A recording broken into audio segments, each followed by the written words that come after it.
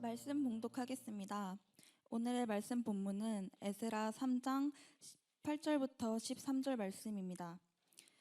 예루살렘에 있는 하나님의 성전에 이른 지 2년 둘째 달에 스알디엘의 아들 스룹바벨과 요사닥의 아들 예수아와 다른 형제 제사장들과 레위 사람들과 무릇 사로잡혔다가 예루살렘에 돌아온 자들이 공사를 시작하고 20세 이상의 레위 사람들을 세워 여호와의 성전 공사를 감독하게 하매 이외에 예수아와 그의 아들들과 그의 형제들과 간미엘과 그의 아들들과 유다 자손들과 헤나다 자손과 그의 형제 레위 사람들이 일제히 일어나 하나님의 성전 일꾼들을 감독하니라.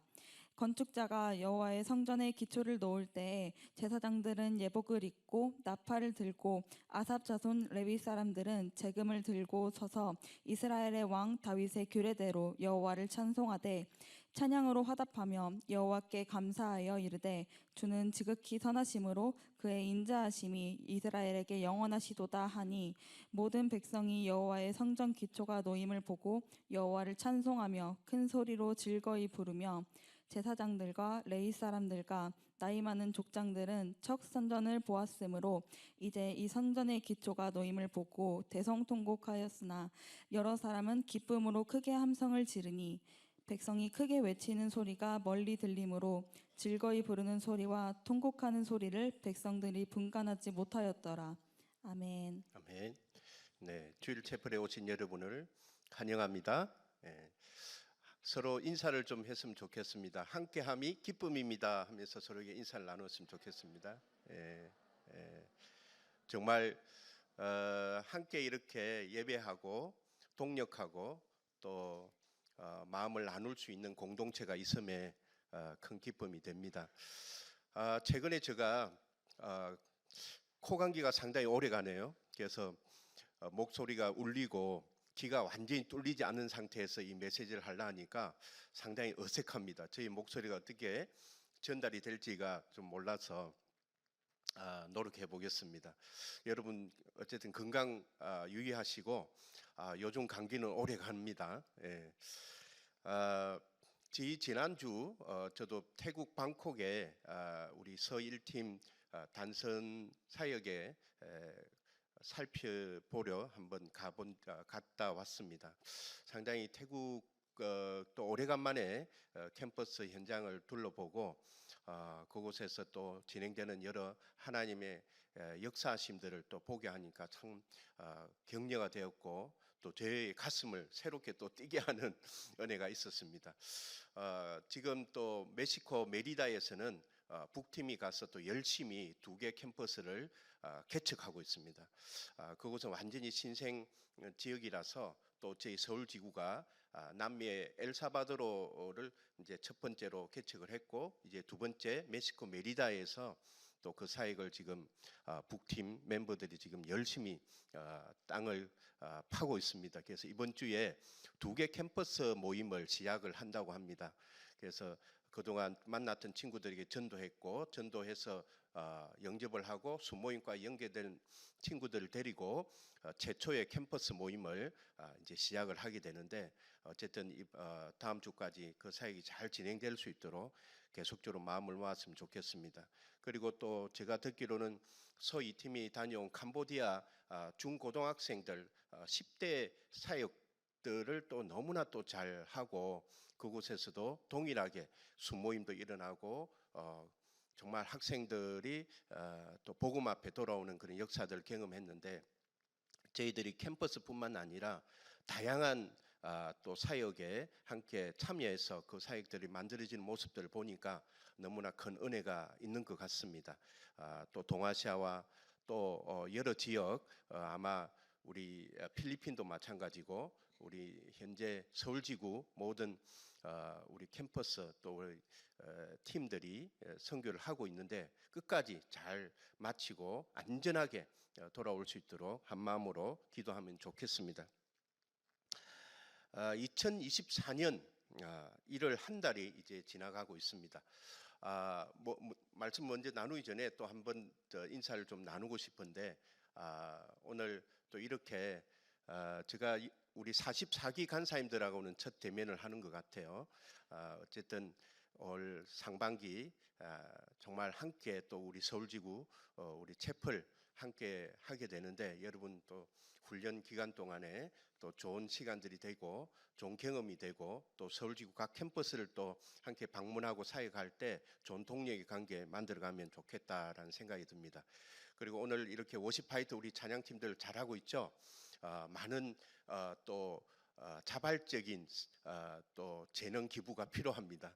또 여러분 우리 44기 간사님들 중에 찬양에 좀 달란트가 있든지 악기에 또 달란트가 있는 분들은 우리 구명규 간사님한테 잘 전달해서 함께 섬길 수 있는, 매년 그렇습니다. 우리 훈련생 간사님들 함께 상반기 때는 주일 채플 함께 섬겼으니까 함께 섬기고 싶은 분들은 자원해서 말씀하면 우리 이 자리에서 함께 섬겨가는 예배의 시간이 되지 않을까 생각이 듭니다. 워낙 이번에는 우리 44기 간사님들이 숫자도 많고 하기 때문에 거의 절반에 또 우리의 동력의 관계가 되고 공동체 일원이기 때문에 함께 섬겼으면 좋겠습니다.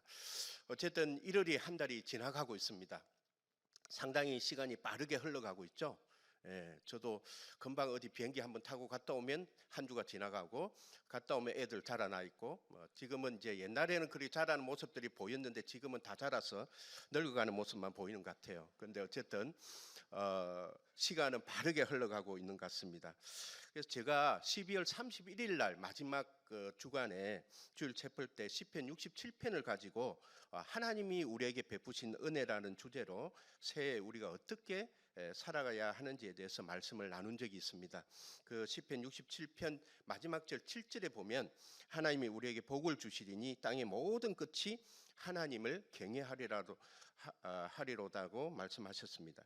하나님은 우리에게 복을 주시는데 이 복이 단순한 어떤 수동적으로 받는 것으로 그치는 복이 아니라 이 복된 삶을 살아내는 능동적인 사명의 수행자로서 하나님께 찬양을 올리는 그 한 해가 될 것을 근면했습니다. 그러기 위해서 우리가 해야 될 세 가지의 내용을 제가 제시했는데, 첫째는 하나님과의 그 친밀함을 더하고, 둘째는 그 친밀함에 힘입어서 우리가 복된 삶을 믿음으로 살아내는 것, 그리고 마지막으로 주어진 사명을 잘 감당하는 삶을 살자, 이렇게 말씀을 나눈 적이 있습니다.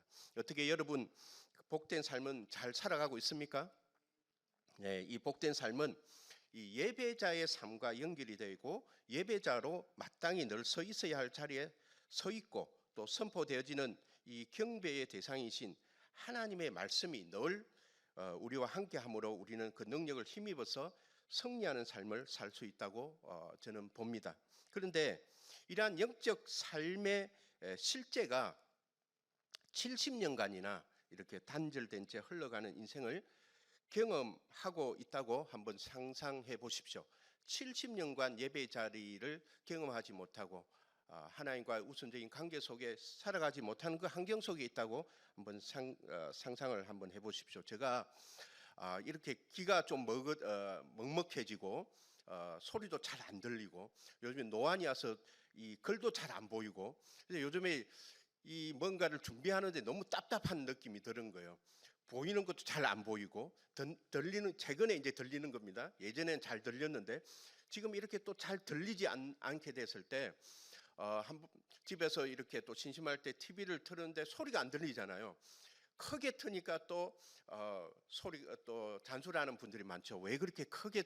저는 크지가 않는데 다른 사람에게는 방해가 되는 소리로 또 막 크게 하는데, 어쨌든 소리도 안 들리고 보이지도 않고 막 이러한 느낌이 이어지가는 시간들을 가질 때 상당히 답답함이 저에게 많이 몰려오는 것들을 경험해 봅니다. 그런데 여러분, 하나님과의 영적인 삶을 70년간이나 단절하면서 그들의 가장 우선적으로 관계를 맺어야 될 대상과의 단절, 또는 그 자리에 나아가지 못하는 것의 단절을 경험하고 있다고 생각해 보십시오. 정말 그거는 어려운 환경 속에 놓여 있는, 정말 어두운 그 환경 속에 놓여 있는 우리의 모습이 아닌가라는 생각이 듭니다. 그래서 오늘 이 말씀은 바로 그러한 잃어버린 70년을 다시 회복하는 그러한 말씀의 내용입니다. 그래서 저는 신앙의 기초를 다시 쌓자라는 주제로 우리의 신앙에서 가장 기본이 되고 근본이 되는 기초가 무엇인지 말씀을 통해서 우리의 이 신앙적 형편을 다시 한 번 더 이렇게 살펴보면서 이제 한 달이 갔잖아요. 작심 3일이 계속 이어졌잖아요. 그러면 다시 한 번 더 우리의 신앙적인 형편을 점검하고 온전한 예배자로 또 예배의 회복을 이루는 그런 시간이 되기를 축원합니다. BC 605년 그 여호야김 왕 때에 1차 바벨론 포로 시대 역사가 이제 시작이 되고 이때 다니엘이 같이 잡혀갑니다. 그리고 BC 597년에 왕이 된 지 그냥 3개월 정도 됐죠. 3개월 된 여호야긴 왕 때 18세의 나이였답니다. 상당히 젊은 나이인데 이 여호야긴 왕 때 2차 바벨론 포로로 이 여호야긴 왕을 포함해서 에스겔이 그때는 잡혀갑니다. 그리고 BC 586년에 시드기야 왕 때 3차 바벨론 포로로 잡혀가면서 이 예루살렘 성과 성전이 완전히 무너지고 남유다도 멸망을 당하는 역사가 70년 전에 일어났습니다. 그리고 약 70년이 흘러가면서 BC 538년에 페르시아 고레스 왕이 칙령을 내려서 포로로 잡혀온 유다 백성들에게 이스라엘로 귀환 명령을 내립니다. 그래서 1차 포로 귀환의 역사가 오늘 이 말씀 속에서 나타나고 있는 것이죠.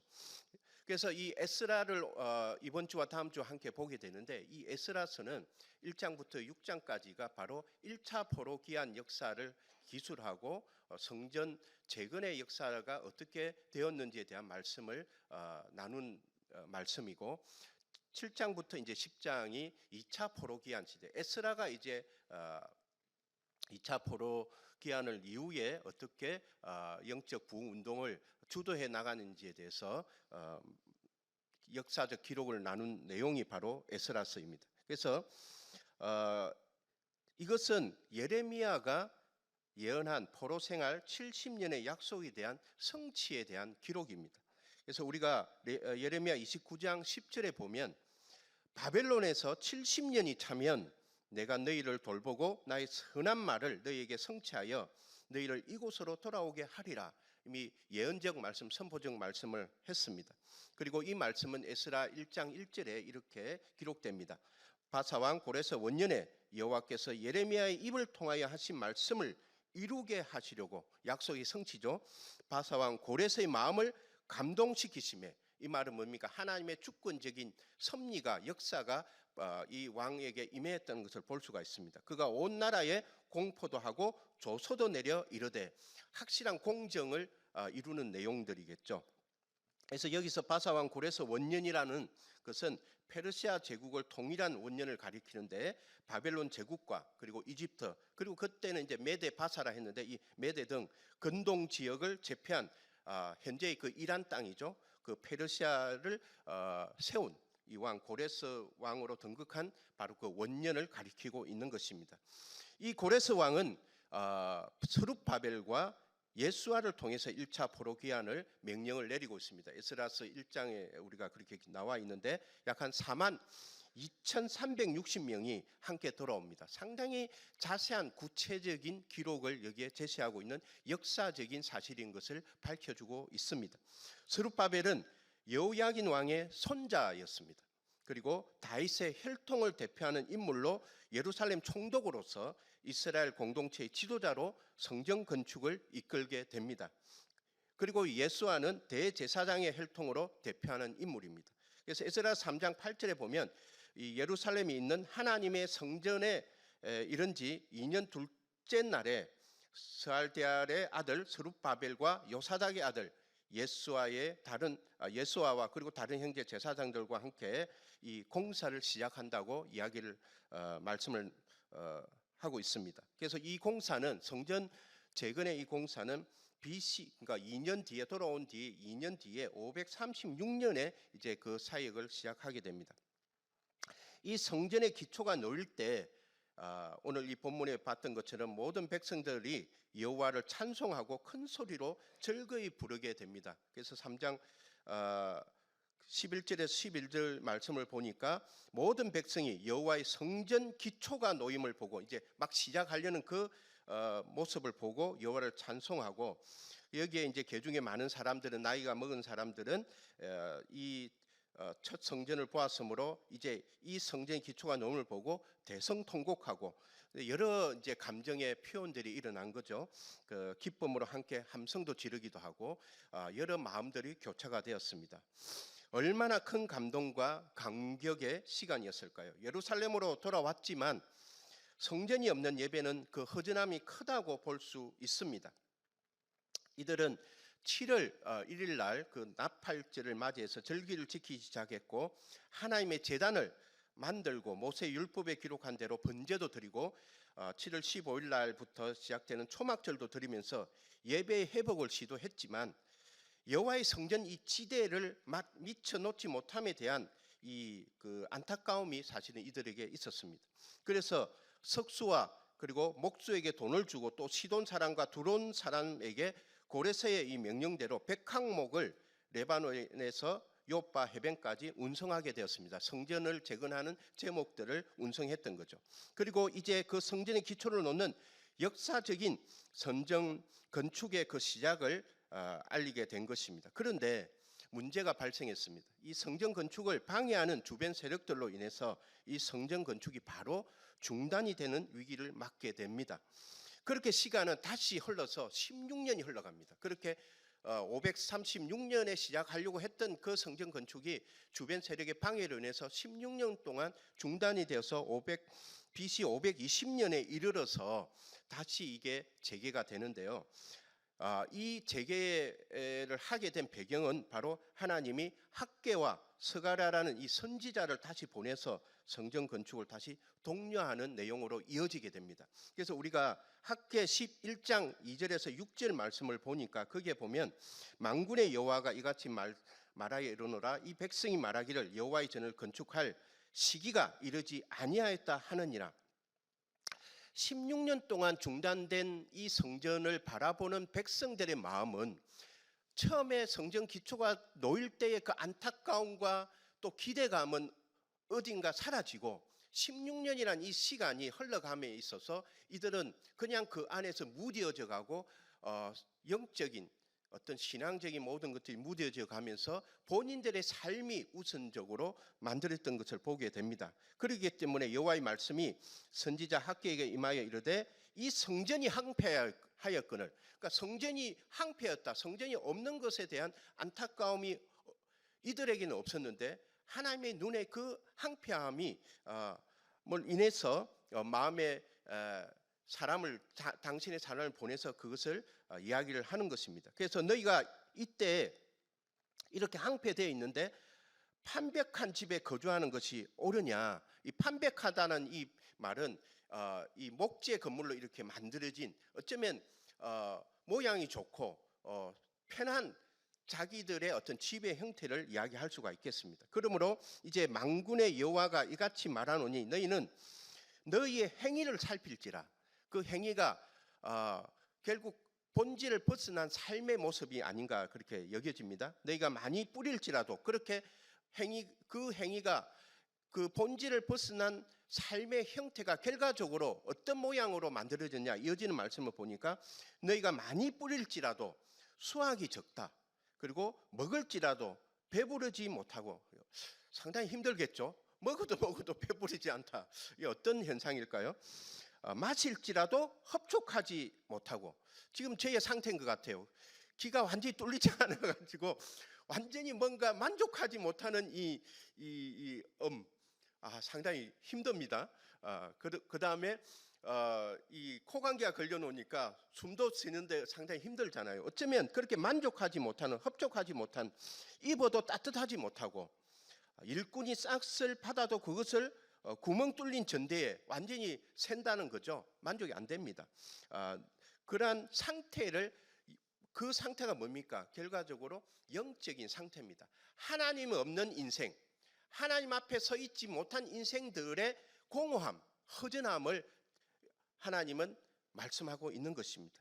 그래서 이 백성이라고 또 말씀을 하잖아요. 이 본문에서 내 백성이라 말하지 않습니다. 하나님이 여기 구절이 상당히 중요한데 여기서 이 백성은 하나님이 그들을 내 백성으로 부르지 않는 것을 주의해 보아야 됩니다. 바로 하나님과의 관계성에 문제가 있다는 것입니다.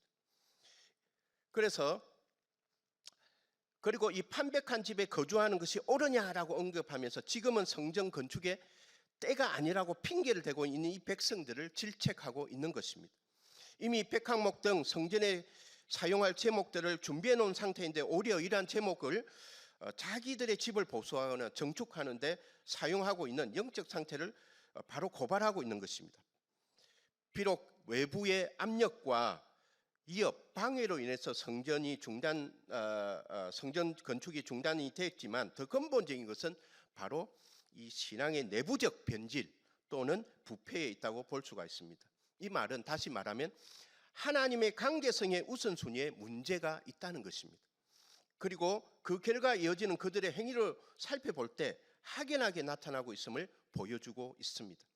하나님 없는 이 인생, 하나님 우선성이 아닌 인생의 결과는 공허함과 허전함 뿐입니다. 결코 참만족이 있을 수 없는 것입니다. 여러분은 언제 영적 공허함이나 허전함 또는 부족함을 느끼고 있습니까? 나의 행위를 살펴보기를 바랍니다. 제가 12월 말에 그 하나님과의 관계성에 대해서 이야기를 하면서 하나님과의 친밀함을 더하기 위해서 우리가 영성일기도 적고 또 구약 성경도 우리가 통독을 하고 또 하나님 앞에 예배하는 삶의 최선을 살아가자라고 제가 제시를 했습니다. 어땠는지 모르겠습니다. 근데 저도 매일 아침마다 하나님의 말씀을 이제 틀어놓고 들으면서 이 시간이 너무나 귀한데 가끔 이 시간을 바쁜 일정 때문에 특히 단기 선교를 가거나 막 이렇게 비행기를 타거나 이래 할 때 시간이 언제 흘러가는지 모르잖아요. 그러다 보면 내가 읽어야 될 그 시간, 내가 말씀을 봐야 될 시간들을 그냥 흘러보냈을 때 평소에 느끼지 못하는 그런 감정들이 느껴집니다. 뭔가 공허해지고 허전함이 있고 뭔가 불안한 제 모습들을 보게 됩니다. 말씀으로 시작하지 않는 아침을 여러분 일주일 동안 몇 번 하고 계십니까? 한번 횟수로 여러분 점검해 보세요. 내가 아침을 말씀으로 시작하고 있는지, 아니면 내가 좋아하는 음악으로 시작하고 있는지, 내가 좋아하는 어떤 유튜브로 시작하고 있는지, 아니면 어떤 것으로 시작하고 있는지, 여러분의 영적인 상태를 뭘로부터 시작하고 있는지에 대해서 한번 점검해 보시기 바랍니다. 그리고 예배에 대한 나의 태도는 어떠한지, 내가 어떤 예배에 대한 선택적으로 예배를 드리고 있지 않는지, 예배의 우선순위를 내가 얼마나 정말 절실하게 두고 이 예배 가운데 드려지고 있는지에 대해서도 한번 살펴보기 바랍니다. 그 다음에 나의 헌금 생활, 이게 구별된 삶이거든요. 그러니까 이 물질이라는 것은 결과적으로 모든 것이 하나님으로부터 왔다는 것을 인정함으로써 시작돼야 되는데, 그것이 나의 것으로 시작될 때 어떤 헌금을 한다는 이 구별된 삶 자체도 나의 삶과 구분이 안 되면서 헌금에 대한 의미가 정말 변질이 되면서 이런 때가 있어요. 제가 11조를 드렸어야 되는데 11조를 가끔 그런 것들 경험합니다. 이것이 뭐 객관적이고 보편적이다고 말할 수 있는 것은 아니지만 11조를 잘 지키다가 11조를 딱 드렸는데 어느 한 달은 11조를 드리지 못한 상황이 있을 수가 있겠죠.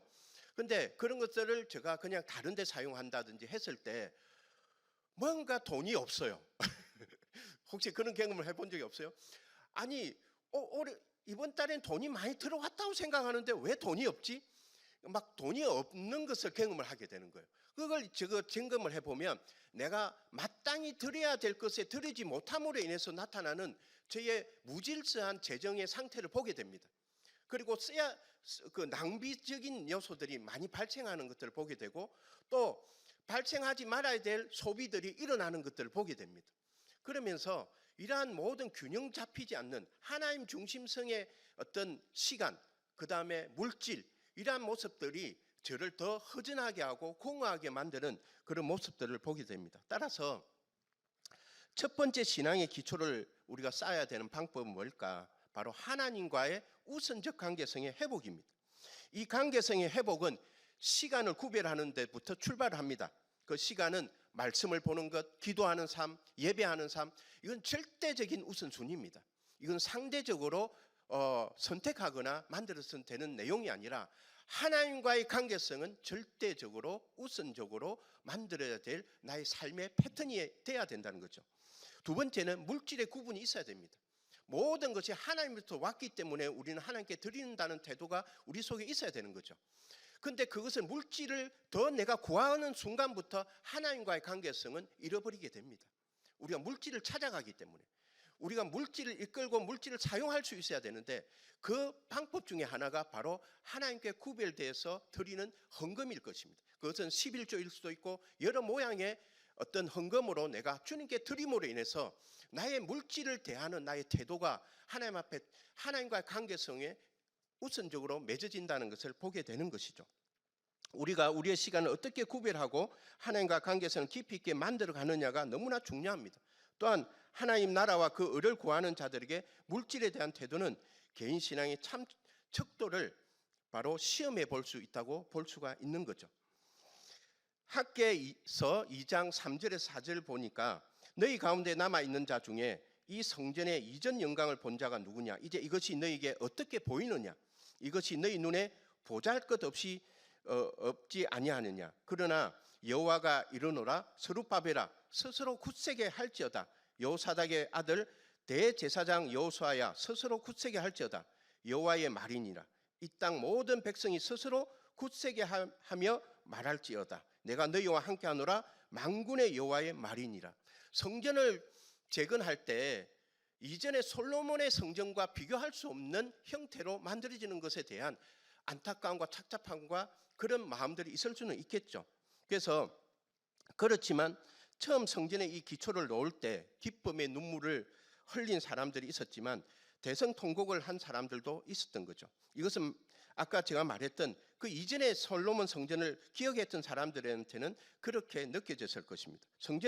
그러나 그 성전은 화려함에 있지 않고 성전의 주인 되신 하나님의 임재에 있는 것입니다. 스스로 굳세게 할지어다. 이 말은 뭡니까? 하나님이 과거에 여호수아에게 주셨던 말씀인데 강하고 담대하라 라는 말씀과 연결이 됩니다. 그리고 일할지어다. 우리가 강하고 담대하게 일을 하는데 그 일은 뭘 말합니까? 여기서 말하는 것은 성전 재건의 명령을 다시 촉구하는 말씀입니다. 왜 이것이 이루어질 수 있을까? 바로 내가 너희와 함께 하기 때문에 그 임마누엘 하시는 하나님의 능력이 우리와 함께 한다는 것을 다시 한 번 더 말하면서 성전 재건을 촉구하고 있습니다. 결국 두 번째 신앙의 기초를 쌓는 방법은 바로 임마누엘 하시는 하나님을 경험하는 것입니다. 우리가 두려워하는 것들의 대부분은 보여지는 그 현상에 있는 것입니다. 여러분은 어떤 문제에 부딪히고 있습니까? 여러분은 그 문제를 어떻게 보고 있습니까? 스가랴 4장 6절에서 7절은 바로 이 보여지는 현상에 대해서 이렇게 말하고 있습니다. 여호와께서 스룹바벨에게 하신 말씀이 이러하니라. 만군의 여호와께서 말씀하시되 이는 힘으로 되지 아니하고 능력으로도 되지 아니하고 오직 나의 영으로 되느니라. 큰 산아 내가 무엇이냐? 내가 스룹바벨 앞에서 평지가 되리라. 자, 여러분 자신의 힘으로 해결되지 않는 어떤 문제들이 있습니까? 그건 아마도 건강 문제일 수도 있고 또 물질 문제일 수도 있고 취업 문제일 수도 있고 학업 문제일 수도 있고 가족 문제일 수도 있습니다. 때로는 연애 문제일 수도 있겠죠. 그런데 우리 인생 사회는 이런 다양한 문제들이 우리가 극복하기 힘든 것들이 앞을 가로막고 있습니다. 이스라엘에게는 지금 외부의 방해 세력과 내부적 부패가 이 성전 재건을 건축하는데 방해가 되었다면 우리에게도 다양한 이런 앞으로 나아가지 못하게 하는 하나님의 우선성 가운데 나아가지 못하게 하는 여러 문제들이 있을 수 있습니다. 그것이 바로 여기서 말하는 큰 산을 말하고 있습니다. 큰 산아 내가 무엇이냐? 내가 무엇이간데 나의 길을 막고 있느냐는 것입니다. 그것을 우리는 어떻게 보느냐에 따라서 이제 그 문제를 어떻게 해결할 수 있는 것입니다. 바로 사람의 눈으로 볼 때는 큰 산으로 보이는 것이 하나님의 영으로 하나님의 손으로 역사할 때는 이 산은 어떻게 됩니까? 우리 앞에서 평지가 된다는 것입니다. 완전히 뚫리게 된다는 것입니다. 막힘이 없다는 것입니다. 성령의 능력이 임할 때 그 어떤 난제도 해결되는 은혜가 임할 줄 믿습니다. 그래서 이사야서 41장 10절에는 이렇게 말씀하고 있습니다. 두려워하지 말라. 내가 너와 함께함이라. 놀라지 말라. 나는 내 하나님이 됨이라. 내가 너를 굳세게 하리라. 참으로 너를 도와주리라. 참으로 나의 어려운 오른손으로 너를 붙들리라. 얼마나 하나님의 간절한 마음과 열정이 담긴 말씀인가요? 한 달이 지나가고 있는데 벌써부터 낙오하는 마음이 생깁니다. 벌써부터 포기하는 마음이 우리 속에 생깁니다. 벌써부터 절망하고 좌절하는 우리의 모습이 있지는 않습니까? 2024년에 새해가 밝았고 이제 한 달이 지나가는데도 불구하고 아직 12월에 남아있는 11개월의 시간, 하나님이 우리를 통해서 역사하시고 나타내시고자 하는 것들이 아직도 우리에게 많이 남아있는데, 우리의 이 한 달은 어떻게 시작이 되었고, 어떻게 경험되고 있고, 어떻게 포기되고 있고, 절망되어 있고 뒤처져 있는지 여러분의 영적 상태를 다시 한번 더 살펴보는 계기가 되길 바랍니다. 그리고 하나님 말씀하십니다. 이렇게 두려워하지 말라고 말합니다. 내가 너와 함께 하겠다고 말씀하십니다. 놀라지 말라고 하십니다. 우리에게는 순간순간 놀라우게 우리의 마음을 어렵게 하는 소식들이 여기저기 들립니다. 가족의 아픔이 있습니다. 질병이 있습니다. 건강에 문제가 있습니다. 이런 것들은 상당히 우리 마음을 우울하게 합니다. 우리의 마음을 힘들게 합니다. 가족 관계 속에서도, 동료 관계 속에서도, 친구 관계 속에서도, 저희 간사님들 공동체 안에서도 다양한 그러한 아픔을 가진 분들이 질병을 안고 오늘도 질병과 싸우는 분들이 너무나 많습니다. 상당히 안타깝습니다. 저하고도 친한 분들이 많이 있습니다. 그러한 분들, 그리고 이미 그런 질병으로 이미 먼저 이 세상을 떠난 분들도 계십니다. 참으로 짧지 않는 이 인생 가운데 여러 모양으로 생을 이별하고 떠난 분들도 있고 안타까움들이 우리 속에 있을 때 우리는 그러한 모습에 보여지는 것들로 인해서 우리의 마음들은 상당히 힘들게 되고 좌절하게 되고 또 그 속에서 낭망하는 우리의 모습들을 보게 됩니다. 우리 신앙은 인생의 고난과 어려움 앞에 내가 어떻게 반응하느냐에 따라 달라질 수가 있는 것입니다. 하나님을 의지하는 사람들은 인생의 큰 산 앞에 포기하지 말고 도전하는 삶을 살았습니다. 모세의 홍해 사건이 그랬고요. 다윗과 골리앗의 싸움이 그랬고, 또 기도원의 300용사, 그 다음에 85세의 나이로 이 아낙 자손이 있는 헤브론 산지를 취하고자 했던 이 갈렙의 이 열정, 이러한 모습들이 바로 하나님 사람들은 도전하는 사람들로 보였습니다. 결코 문제 앞에 포기하지 않는 사람들입니다. 우리에게 문제가 클수록 하나님의 은혜를 더 크게 경험할 수 있는 기회가 되는 것입니다. 여러분, 문제가 큽니까? 하나님의 역사가 기회가 더 크다는 것을 경험하시기 바랍니다. 은혜가 더 큰 은혜가 여러분 가운데 역사할 줄 믿습니다. 하나님의 손이 우리의 인생에 어떻게 역사하시는 것을 경험하는 저와 여러분이 되기를 바랍니다. 그래서 에스라서 1장 1절로 다시 돌아보면 하나님은 우리의 문제를 해결하시는 뿐만 아니라 사람의 마음도 변화시키는 분입니다. 그래서 에스라서 1장 1절을 보니까 여호와께서 바사왕 고레스의 마음을 감동시켰다고 말합니다. 왕의 마음을 변화시키는 분입니다. 하나님은 근세자들을 움직이십니다. 모든 주권은 하나님 아래에 있음을 알 수가 있는 것입니다. 이후에 등장하는 아닥사스도 왕, 그 이전에 아하수에로 왕도 있지만 이 아닥사스 왕은 에스라의 2차 예루살렘 기한을 허락을 했고요. 느헤미야의 3차 예루살렘 기한도 허락을 하게 됩니다. 그래서 이 에스라는 1차 기한 이후에 80년이 지난 시점에 돌아오게 됩니다. 하나님의 감동으로 이 아닥사스도 왕도 조서를 내려서 예루살렘 기한을 돕게 됩니다. 에스라서 1장 5절을 보니까 이에 유다와 베냐민 족장들과 제사장들과 레위 사람들과 그 마음이 하나님께 감동을 받고, 모든 사람들이 하나님께 감동을 받습니다. 올라가서 예루살렘에 여호와의 성전을 건축하고자 하는 자가 다 일어나니, 자, 여기서 백성들의 마음도 변화를 받았습니다. 70년의 안락하고 평안한 삶을 내려놓고 위험하고 미래가 보장이 없는 황폐한 곳, 바로 그 예루살렘으로 돌아가는 여정은 결코 쉬운 결단들이 아닙니다. 이미 자리 잡고 있는 기득권 세력과 싸워야 하고요, 무엇 하나 평안할 수 없는 조건의 길입니다. 그 길에 4만 명이 넘는 사람들이 스룹바벨을 따라 나섰습니다. 왜 그렇습니까? 오직 하나님의 사명이 주어졌기 때문입니다. 성전 재건입니다. 다른 어떤 것들과도 비교할 수 없는 가장 본질적인 것에 대한 회복이 우선적이었기 때문입니다. 이 일에 함께 일어나서 걸어가는 인생들에게 하나님의 선한 손이 함께하고 있는 것입니다. 여러분에게 가장 본질적이고 가치 있는 일은 무엇입니까? 우리는 우리와 함께하는 사람들이 이러한 우리에게 공통적으로 던져진 이런 사명을 이루는 가치 있는 일 앞에 하나님의 선한 손이 임하여서 변화받기를 기도해야 할 것입니다. 자신의 문제를 뛰어넘어서 하나님의 일을 이루는 이 영적인 일을 이루어가는 일에 기꺼이 순종하는 변화받는 인생들이 되기를 축원합니다. 스룹바벨의 손이 이 성전의 기초를 놓았은즉 그의 손이 또한 그 일을 마치려 하셨나니 BC 516년에 공사를 시작한 지 20년 만에 실제적으로는 중단이 돼서 16년이 흘러갔고 20년이 됐다는 것은 공사를 시작한 지 4년 만입니다. 이 4년 만에 성전이 완공이 됩니다. 이 성전 재건은 3차 바벨론 포로로 끌려가서 예루살렘 성과 성전이 무너진 지 BC 580년에서 정확히 70년이 되는 516년에 완공이 되는 것입니다. 하나님의 약속의 성취입니다. 역사의 주관자이시고 주권자가 바로 하나님이심을 말하고 있는 것입니다. 하나님은 그 역사의 마침을 당신의 일꾼들을 통해서 이루고 계시다는 것입니다. 스룹바벨의 손에 이 다림줄이 있습니다. 이 다림줄은 성전의 기초를 놓을 때 사용하는 청량기구입니다. 다시 말해서 하나님은 역사의 줄을 우리에게 맡겼습니다. 스룹바벨에게 맡긴 이 성전 재건은 기간으로는 20년이 걸쳤고 실제로는 4년이 걸렸습니다. 이후에 느헤미야를 통해서 동일한 환경, 이 느헤미야 성벽 재건도 내후 외환의 조건이 있었습니다. 그 속에서 52일 만에 이 성벽을 재건한 역사를 이룹니다. 올 한 해 하나님이 우리를 통해서 이루실 것들을 기대해 보시길 바랍니다. 말씀을 마무리하겠습니다.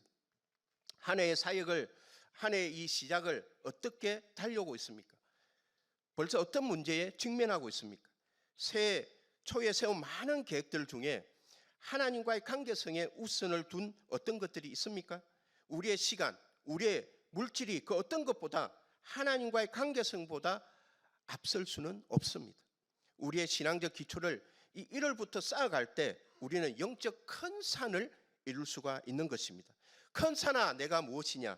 스룹바벨 앞에 평지가 되리라. 문제의 현상을 보지 말고 문제의 본질 속에 역사하시는 하나님의 손길을 기대해 보기를 바랍니다. 올 한 해 여러분 앞에서 평지를 만들어내는 하나님의 역사를 경험하기를 바랍니다. 하나님의 역사를 만들어내는 주인공이 되길 바랍니다. 여러분의 손에 하나님의 역사의 다림줄을 가지고 달려가는 은혜가 있기를 바랍니다.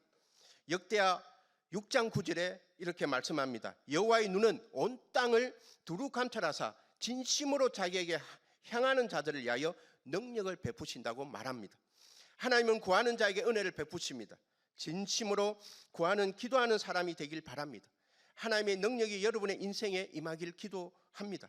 문제를 바라보지 말고 문제 위에 계시는 하나님의 얼굴을 구하고 하나님의 손을 기대하시길 바랍니다.